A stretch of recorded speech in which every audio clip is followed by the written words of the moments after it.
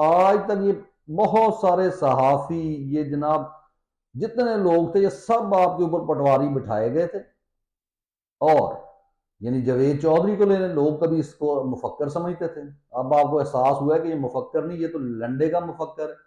اور اسی طرح جتنے ادارے ہیں یہ جانتے ہوئے، کیونکہ یہ ایسے ہی کیا جاتا تھا، فرانس میں یہی سسٹم چلا، امریکہ میں چلا انقلاب آنے سے پہلے، کہ کمپنی بہادر یا غاصب قسم کے جو لوگ ہوتے ہیں وہ یہ تمام حرکتیں کرتے ہیں. انہوں نے تمام ادارے خراب کیے.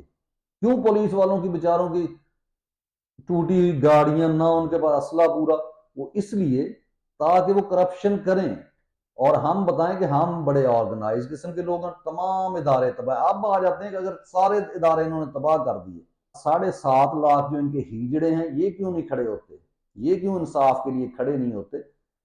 جب آپ کا ادارہ جو غاصب لوگ ہوتے ہیں وہ یہ کوشش کرتے ہیں کہ ایسے لوگوں کو لیا جائے جو ضمیر فروش ہوں، جو غیرت پر سمجھوتا کر سکیں.